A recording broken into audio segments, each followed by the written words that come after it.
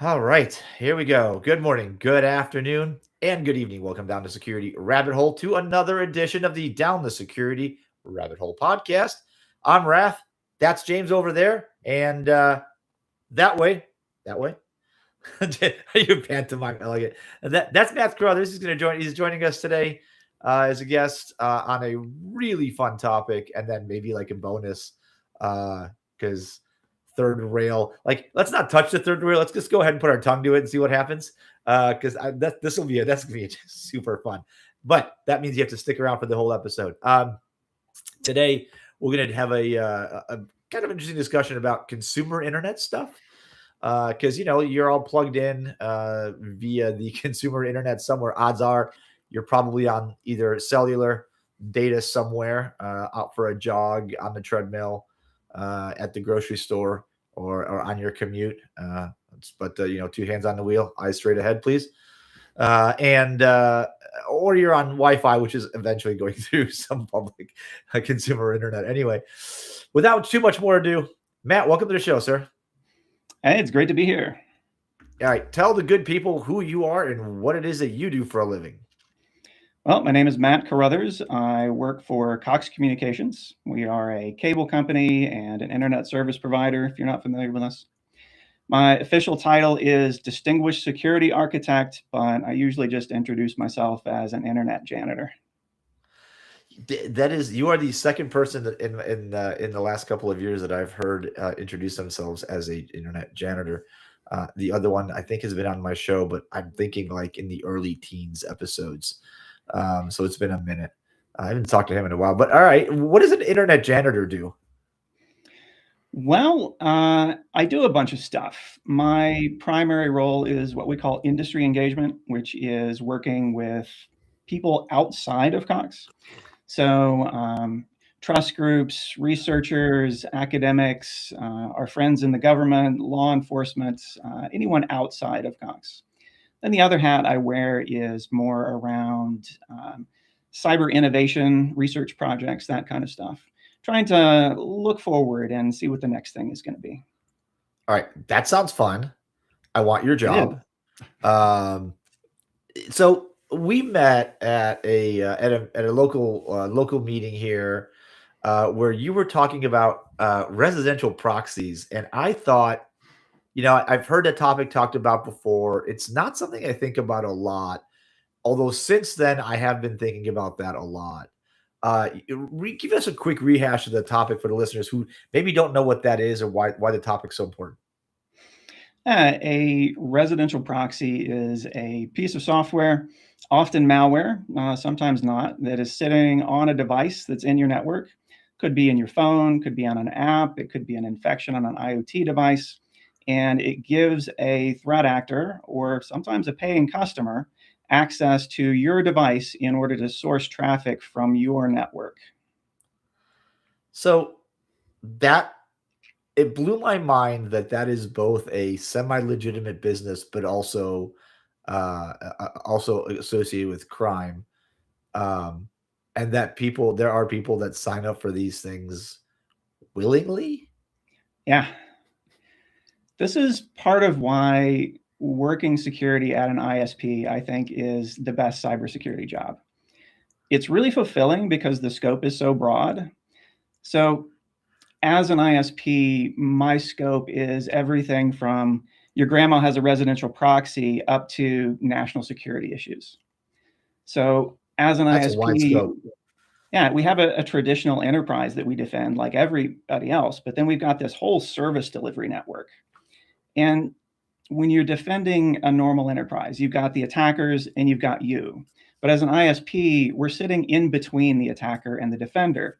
So we have the options to detect attacks or possibly even interrupt attacks and protect millions of people all at once.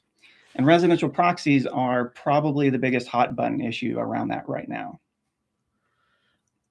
Why? So this has been that was the talk you guys gave was super interesting in that it could be it's such a difficult thing to detect and stop, right? Because it just looks like regular traffic, doesn't it? For the most part, yeah. A lot of them are noisy enough that they're not too hard to detect. But the bigger question is, what do you do about them? So I was listening to your interview with Dan Gear, and he mentioned his family and how difficult it is to secure his family. Yeah. So imagine talking to your parents or your grandparents and trying to tell them what a residential proxy is and having to try and walk through finding what device it is. We're at a point where we all have just dozens of devices in our house, and a lot of them don't have interfaces. Years ago when we started this ISP thing, if somebody had malware in their house, they probably only had one or two PCs, and so it was Yeah. easy to point out what the device was. But now you've got botnets like Kimwolf that are actually spreading through residential proxies, using the res proxies to get inside your home network and infecting everything they can get their hands on. So the botnet might be an internet connected picture frame. It could be your phone. It could be your router. We once found a botnet that was made of internet connected tea kettles. Like, What why does now? that even need to be connected to the internet anyway? That's amazing. The level of sophistication in kind of how the threat actors use this stuff was interesting for botnet activity, a la DDoS and stuff like that, like actual crime. But what makes it really interesting is when you guys started talking about how um, these are on a like in public marketplaces that you can use to commit like fraud. So if you've got a credit card that you stole from somebody that lives in Surprise, Arizona, because there's actually a town called Surprise, Arizona. And on the northwest side, you can actually look for a residential proxy to conduct your fraudulent transactions through that is in the same area to help pass fraud checks. That blew my mind. And I've been in security a long time, and that was cool. Like in a Yeah, totally bad way. 100%. Though I'll say that's not the main driver of res proxies anymore. Okay. The biggest growing driver of res proxies is AI, because every AI company wants to scrape the entire internet. And if they just try and download the internet from their corporate office or something, they're sure to get blocked. But if they spread their connections out through millions of proxies, it hides what they're doing in the noise. Well, that's interesting. Okay, so residential proxies aside, because that's a fun topic. I think we should probably revisit at some point in the near future. Completely. I wanted to talk to you about like how do you architect design a network as a service provider, knowing that you have sort of some duty of care to protect, but whom from what? Because you've got uh, bad actors attacking your consumers attacking something else, and then them beating up on each other. How do you even like how do you model that? How do you architect that for some sort of logical defense? Because the data points there would make any analytics engine or sim cry uncle really fast.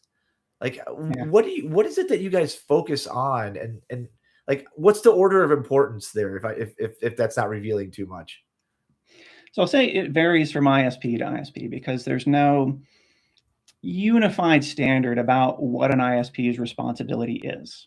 Some people are more hands off and see an ISP as just a dumb pipe, get the packets from point A to point B.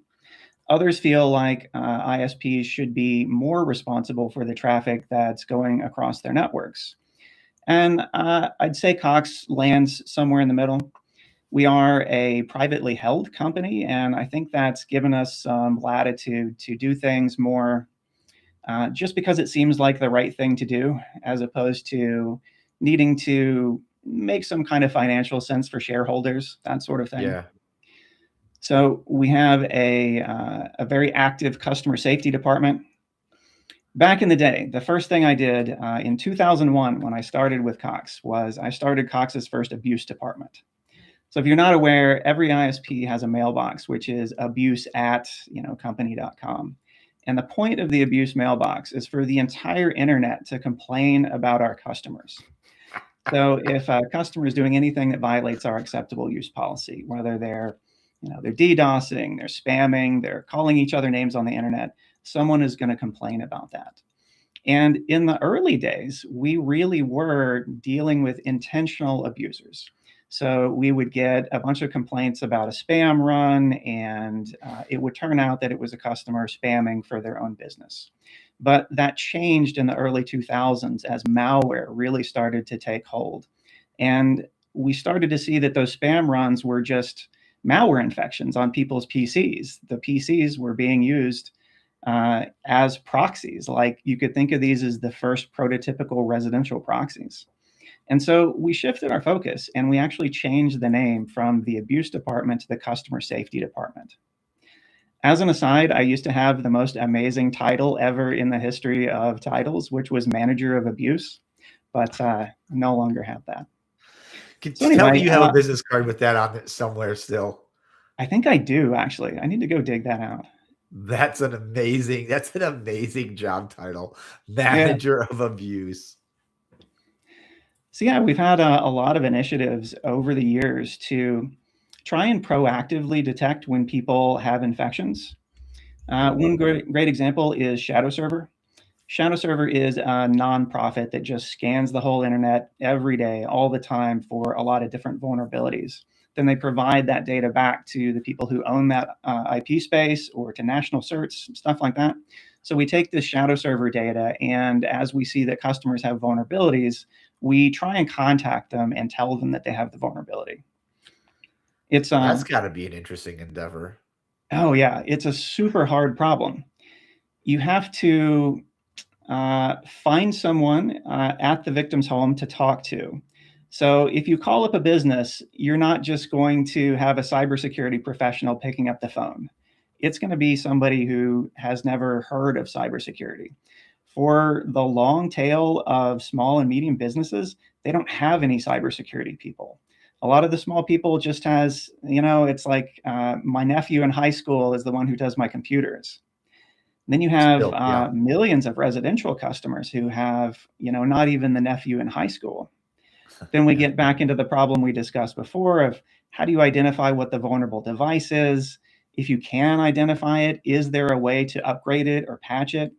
How do you walk your grandmother through patching her IoT light bulb, How do you distinguish too between what's the mark of I've contacted somebody, but we're either not getting anywhere or they're not doing anything? Is there a point where it's like we're going to stop allowing traffic from your system because it's doing XYZ? Or is it just a, hey, we do our best to contact and help you out, but we'll keep letting it fly as long as you don't do anything to it? Is there a line there that you can stop it? Oh, for sure. We make a decision based on a couple of things. One is how much threat is the customer under, like how likely it is that they are going to be harmed. And the other is how likely it is that they're going to harm someone else.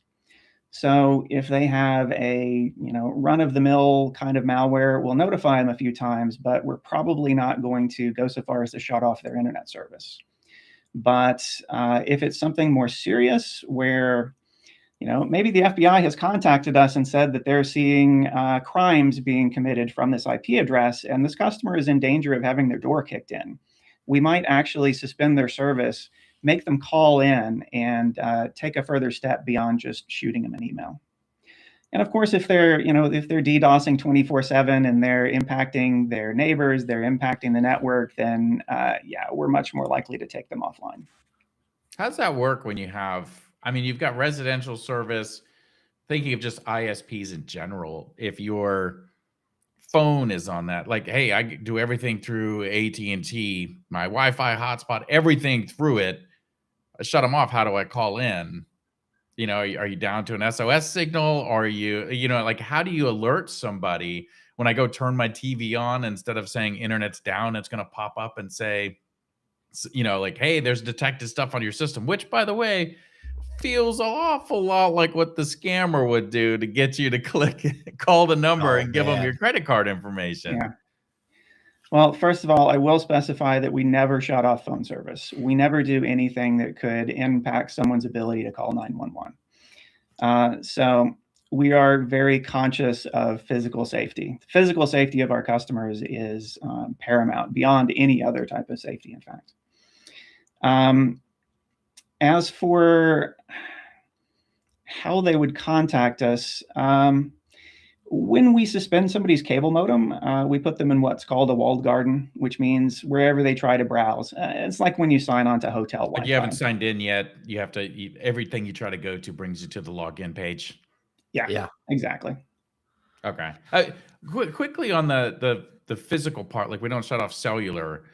With the way that we have internet connected devices in the home, healthcare devices, all that stuff, how do you know from a perspective, hey, wow, this person's got something seriously wrong, but they also have some sort of internet connected device, life support device that we got to cut it. But if we cut it, could actually be physically a problem. I mean, I'm hoping that's a rare occurrence, but I mean, there's a lot of stuff. Everything's internet connected. Boom, I lose my internet. Way to find the outliers, Jay. Way to find the outliers. So yes, that's absolutely a concern. So what we find is if somebody has a device that is keeping them alive, if the only thing keeping them alive is their residential ISP service, then something is architected wrong. Yeah. Because, the first time a tree lands on a power line or something, they're going to be in trouble. So in practice, we don't find that there are things that are going to harm a customer that way if their internet service goes down. Can you, because, some of us in our youth caused some mischief that may have gotten us in trouble with our internet providers once or twice. I'm not saying I did that. I'm just saying I may know some people, and there's lots of us that are getting to that age where at that particular point in time when the internet was young and cable modems were still a privilege only a few could get, this is a thing. How much of the time do you really look at outbound versus inbound versus like inside the consumer network, then out to peer partners, other parts of the internet? Like, how is it equal dedication of inspection? Is there a priority list in there that says, like we're more interested in the outside internet lobbing grenades into our provided our IP space, then we're interested in us lobbing grenades from inside to out? Like, is there a prioritization, or is just everything kind of equal? Well, first of all, we don't do the level of inspection that people think ISPs do. We don't have the ability to just go look at all the websites you've browsed or any of that. There's no one at an ISP who's just watching your traffic. In practice, when we're talking about cybersecurity stuff, it's when we get complaints from the outside, like a customer is launching a DDoS or something like that. The automatic monitoring we do is more in terms of attacks against our network. So we have a system in place that detect DDoS attacks just based on the volume of traffic. We're not looking at the contents of the traffic, but if there is a large volume of traffic from a lot of sources heading towards one of our customers, we have systems that will automatically detect that and put blocks in place at the edge. Okay. What does the role of VPNs do now from an ISP perspective? I mean, you see the commercial. Beat me to it. You know what I mean? Like, you see the commercial, protect yourself. And I feel like one of the bullets is protect yourself from your ISP spying on you. Is that, like there's a lot of stuff by giving somebody else the ability to spy on you. That's right. Yeah. Don't show them, show us. I roll my eyes so hard when I see those ads, because the fact of the matter is we're not looking. We don't care if you have a VPN. Run all the VPNs you want. It does not matter in the slightest to us. Does that change, though, your ability to analyze the issue, right? Like if I'm running through a VPN from my house, you'd no longer see like I'm the one doing the spamming or doing that stuff, right? Like, I mean, you'd lose the insight into what some of the customers are doing from that perspective, not the what it is you're doing, but now the res proxies, the different things that are out there, you become kind of blind to it. Are you able to see that? Are there analytics that say like this many people are using VPNs or anything like that, or that's kind of blind to that? Yeah, and if you're sending spam through your VPN, go for it, dude, because that exit IP is not a Cox IP, and I'm never going to get the complaint about that. That's fair. I love That's the not fair. my problem. I want a shirt that says that, because I mean, it's a good point, right? Like, I mean, that's the purpose of it. Just curious how that, plays out when you got people that are kind of, I don't want to say they're skirting the system. Right. Right. It's worse from the residential proxies, because that's the bad guys coming into our customer homes and then exiting the bad traffic through the customer's house. Yeah. That's an interesting problem to solve. I mean, from an ISP perspective, the only view you guys get really is the network view, right? And given the volume of traffic, and I know every vendor says they can inspect large volumes of traffic, but it's really hard to meaningfully inspect. Like, what's your? Do you have a rough idea of what your collective throughput is on a 70% basis? No clue. No clue. Yeah, I mean, like, but just thinking about that type of volume, right? Because you guys got some fat pipes, if I may. Just looking at like volumetrically being able to analyze all that, the computational ability doesn't make any sense to try to put that in place to analyze like packet by packet. But for some things, you almost have to be able to say, if I'm tapped on the shoulder and told you need to go collect data on this residential IP address on this traffic, that you be able to carve that out and take copies, maybe. I mean, that's a lot of, is that kind of stuff architected into the way you guys build out a network? Sort of. So there is a law called CALIA, Communications Assistance for Law Enforcement, something like that. It's basically a law that says that for broadband, we have to have parity with telephone systems when it comes to receiving court orders and answering those. So if we get a lawful wiretap order signed by a judge, et cetera, we have to be able to respond to that. And so we have systems that are built into the products that we buy on our network that enable that to happen.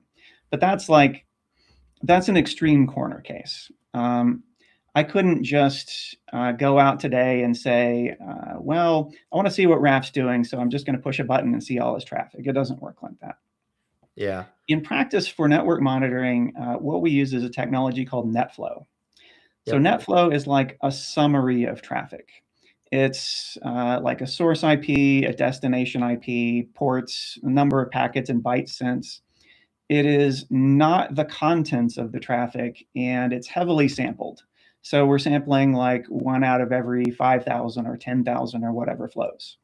So not useful at all for saying what one customer is doing, but definitely useful for like a volumetric DDoS attack. Mm-hmm. The other important part is that ever since that Snowden thing happened, privacy has been getting better and better. So the vast majority of traffic on the internet today is encrypted. So even if we could all, just collect it all and look at it, it wouldn't do us much good, especially as TLS has gotten better. With TLS 1.3, you can't even see what the host name is in the TLS hello. Like in older versions of TLS, you still couldn't see the contents, but you could at least see the name of the server that the person was connected to. And that doesn't happen in TLS 1.3 anymore, at least if you have it configured that way. The other thing is there are a ton of content delivery networks and proxy networks, like Cloudflare, for example. Cloudflare has a small number of IPs with just millions of domains pointed at them. So if we see a packet going to Cloudflare, who knows what website that was? Yeah, fair enough. So that's an interesting, that's all super interesting to me, because when you look at NetFlow, SFlow, all the different sample types of sample network analysis tools, you're really looking for broad patterns of traffic. You're not getting individual streams, individual connections, and it's just the systems can't support that kind of thing. What was the thing about encrypted traffic is interesting. I've been thinking about this a lot lately. Obviously, I work for a network security company in my day job, and the amount of time that before everything became encrypted, we spent looking at traffic and being able to analyze it, and then it was like, the whole motion became, let's encrypt everything, it'll increase our privacy, and then it was just sort of like, let's put these nice big blinders on, and now we don't see what's going on network. Now it's incredibly difficult, and it's incredibly difficult to look inside any particular, like TLS 1.3 with PFS makes it, I mean, practically impossible, right? And breaking, like, even if you have a proxy that you're pushing all your traffic through, because that's not too far-fetched, right? That terminates encrypted connections and reassemble, analyzes and reassembles. The volume of requests that you have, that you would get, and like the farm of the size of the proxies would be, I just, like, thinking in my head, just absurd amounts of like an entire data center full of just forwarding proxies, and then trying to analyze and collect data from that. It feels not just impracticable, just like dizzyingly difficult.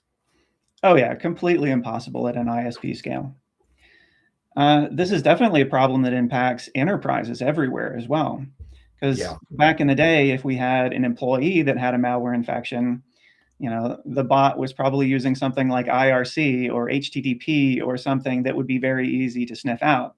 But now, if it's TLS 1.3 to Cloudflare, unless we have more tools within our enterprise, just looking at those packets isn't going to tell us much. Right. That's an interesting. It's you guys have this interesting problem where you are both the source and the destination for a lot of bad stuff. And then there's like grades of bad stuff, right? Like people doing things that are illegal, but like, back when DMCA notices were a big deal, right? And that was like, okay, you're downloading things off of what was it, Napster or LimeWire or whatever, and that's bad. And then there's like the spectrum of like, okay, this is criminal. And then suddenly, like, the far end of that spectrum is just like national security type bad. How often do you, maybe I'll just ask this because I've been thinking about it. How often do you get to chase like NAT guys on residential networks? More often than you would think. Nation states are also using res proxy. That's not surprising. Yeah, the term of art is orb operational relay box. So let's see, one of them I think was called VPN filter. That was one that was disrupted, I think, by FBI. It was like a Russian res proxy network some years ago. So that is absolutely happening at a nation state level as well. Well, there you go. So that it keeps you guys busy. How big is your customer safety, don't call it abuse department? Like, is that like just hundreds of people? Oh no, a lot of automation. Maybe half a dozen. Okay, so a lot of automation then. It's a lot of automation, and we also lean pretty heavily on our customer care department. Okay. I noticed you didn't say I didn't notice you didn't say AI was doing all the work. No, it's not. When it comes to AI, I always say my glass is half full. It's half full of tears and human suffering. I'm impressed we almost made it 30 minutes, Raph, without AI coming up. I was going to say, I had to bring it up because I felt like we were just going to miss it otherwise. I thought it was coming earlier, but it's we did good. That's a record, I think. Yeah. Here's what I'll say about AI. If you think about it, the weakest link in any security chain is always the human. And what are LLMs good at? Interacting with humans. So AI supercharges some of the cruelest kinds of crimes. So say you are a business email compromise threat actor, and you're somewhere in Nigeria and you have just convinced someone's finance department to send you $100,000. You can't just have that money deposited in your own bank account. It needs to be split up into smaller amounts and filtered through money mules. And often those money mules are romance scam victims. So these are people who honestly believe that they are in a committed relationship with someone who loves them. And it's not. Back in the day, it was easier to find these things. So think about the old MTV show Catfish. They would have a catfisher who just found an Instagram model, stole their pictures, created a Facebook profile with it, and created a relationship. But there are holes in that because you could just do a reverse image search and find the Instagram model. Or the person who was being catfished could say, hey, send me a picture of yourself in that sweater that I sent you last week or something. And the threat actor would have to rely on their Photoshop skills to make that happen, or just lie. These days now I can just go to AI and say, create me a profile picture that looks like X. And if I need it to do something else, I can recreate that same picture in a different pose or different clothes or whatever. It's not reverse searchable. And the whole process of maintaining a fake relationship, the good morning text, the I love you, good night text, that kind of stuff, that can just be an LLM now. So it scales up the operations of some of the worst threat actors out there. This is like really taking the most emotionally vulnerable parts of our society and just really exploiting the hell out of it in an automated way. Like I understand every piece of everything we do, every technology, every discovery, every new innovation has two edges, right? One that cuts for good and one that cuts for bad. I just hope that the good can make up for all the crap that this is, that we're able to automate and really, because I've seen demos of people taking video of themselves and in real time becoming a completely guy, becoming a supermodel female right before your eyes through the camera lens, and it's near real time. It's like, you can't even believe. Remember, they believe none of what you see, none of what you hear, only half of what you see. I don't think it's half of what you see anymore. Absolutely. Especially if it's coming over the internet. This is super dark, but it's something every parent needs to hear. There are threat actors out there who are targeting teenage children. Yeah. The old version of the scam was create a fake profile, convince usually a teenage boy, but not always, to send some kind of compromising photos, and then blackmail them. Say, I'm going to send these pictures to everybody you know, and your life is going to be over if you don't get me some money. Now, with AI, they don't even need to convince the kid to do anything wrong. They can just take their Facebook pictures or whatever and generate some bad images of it and start the blackmail. And, this has caused kids to commit suicide. This is it's one of bad. the worst crimes I can imagine. Yeah, it gets real dark real fast. And there's competing technology that's trying to detect stuff like that. But man, the damage done, like that is not a genie you get to put back in the bottle. Like once something like that has happened, even if the police say, hey, this was a manufactured image. Mm-hmm. Is that something though where solving the problem isn't how do I stop people from doing it? Because you're never going, like, the cat's out of the bag at that point. Like, it's going to happen. How do you get to the point where you've taken away the value of that? Mm-hmm. Right. And, I don't know what that solution is. Do we just go ahead and take every picture on the internet and let it go create a exposing thing? You'd be like, look, everybody's got it out there. Like, boop, you can't use it now. It's already done. I don't think that. I don't think that I want that. Thank you so much, James. But I'm just saying, like, how do you get to the point where you're saying I can take the value away from that? Like what you just thought.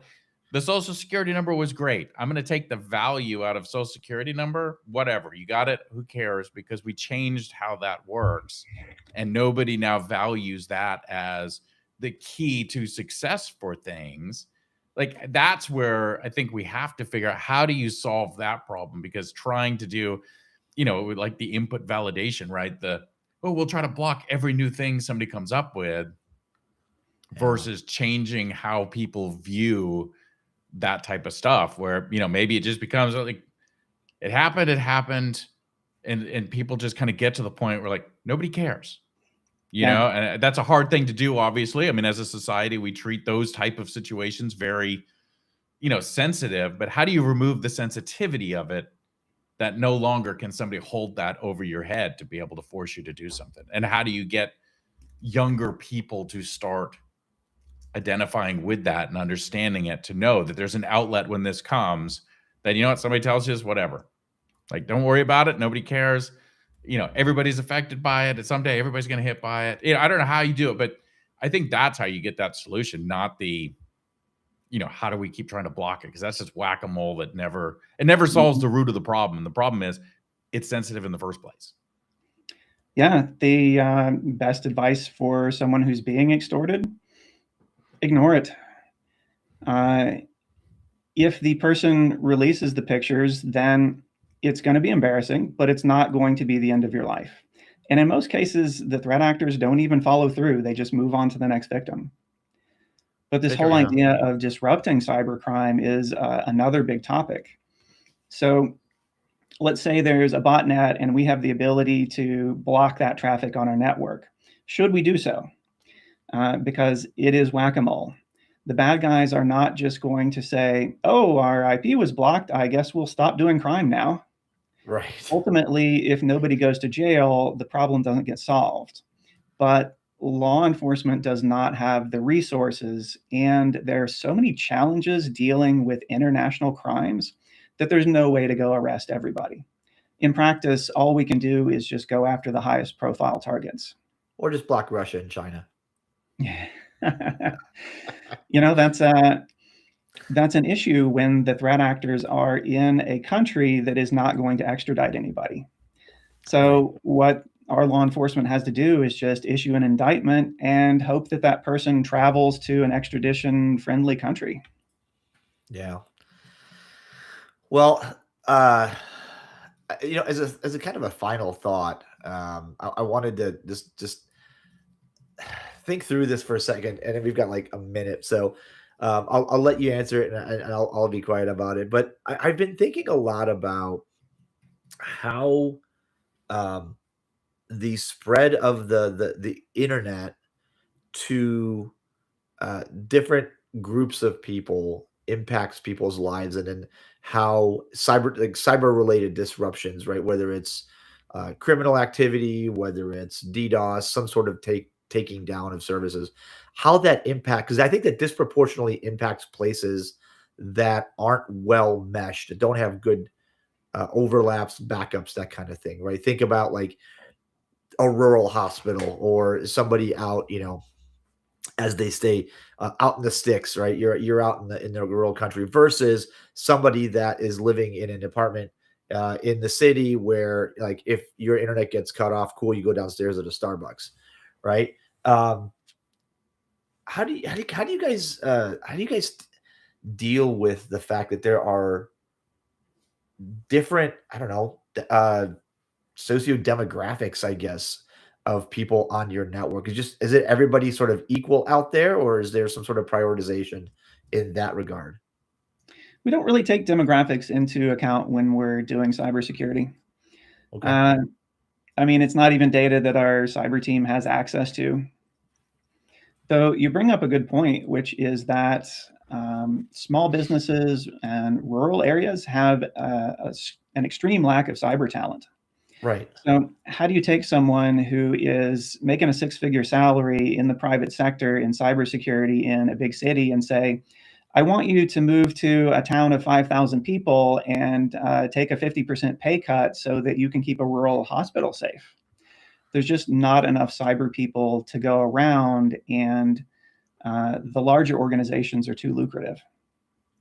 Yeah, and so does that then, like, do you guys I don't know how to say this, but I'm struggling, as you can tell, for words, because I want to say, like, okay, as the provider, you at least you have some ability to say, I'm gonna offer some kind of services to them that's gonna, like, even if that hospital has absolutely nobody that can spell cyber, I can at least protect them at their front door or at the pipe, right? To try to, like, block and disable or degrade the ability of a threat actor to do damage. But at some point, like, that becomes costly, and there's only so much cost you can absorb, even as a private company. Yeah, absolutely. So we have managed services, like you can buy a managed firewall from us and we'll run it for you. And that'll give you some basic level of protection that you wouldn't have if you just plugged in your home router. Got it. And we have some defenses that cover our whole network, like that DDoS detection system I was talking about. But there's not a lot else we can do. We don't have the staff or the expertise to even try and walk grandma through finding her IoT picture frame, much less figure out how to secure a hospital. Yeah. Is Yeah, that that makes sense. that also has a liability issue there too, right? Because I mean, if you're sitting there offering up some piece of, we'll help protect you here, if that doesn't work, something goes past that, now you're fighting the liability or the legal cases of, wait a minute, you said you were doing this. Like there's a fine line, I think, there as well, trying to figure out what you can do. I mean, we do see some of these ISPs that have like their mobile apps that you can put on there that'll help lock down your accounts or secure your systems. But again, right, like there's such a difference in everybody's situation. If I go and say I'm going to do that, I feel like it's the same with like the browsers when they try to do things like cross-site scription protection, like that type of stuff. Where like, oh, we'll solve the problem for you, and then fast forward 10 years, and they're like, yep, we're yanking that because that was dumb, right? Like, there's only so much you can do at that point where people start saying, oh, well, I don't have to do anything because X has this covered for me, and it's like, it's not really that true. It's not fully covered for you. It's doing a little piece. There is absolutely a problem with no good deed going unpunished in cybersecurity. And I could spend another hour talking about liability and responsibility. I think we will, because that's one that I know we wanted to get to. We're out of time, but I want to get to it because, boy, do we have some stuff to say on that, I'm sure. All right. Well, Matt, this has been fun. We're gonna have you back because there's more to talk about. This has been an interesting conversation, folks. If you aren't aware of the whole residential proxy problem, you can Google it. I'm sure, Matt, you got some resources on that as well somewhere you want to tell people about. Yeah, absolutely. Check out a website called spur.us. They're a service that detects residential proxies, but they also have some really good blog posts on what residential proxies are doing. Also, obviously, Krebs on security. He's had some really good articles about Kim Wolf lately, even talking about like who's benefiting from this and why are they doing it. Perfect. And I'll just close by saying that if you have a service that you're downloading that tells you you're getting a free VPN, just understand that if the product is free, you are the product, and probably you are turning yourself into a VPN exit node. Yes, that is the eternal, like, hey, if it feels too good to be true, it's because it is. Yep. Yeah. All right, Matt, it's been a pleasure. Thanks for joining us. We'll have you back. Everyone, thanks for listening. I hope you enjoyed this episode and follow along for the next ones.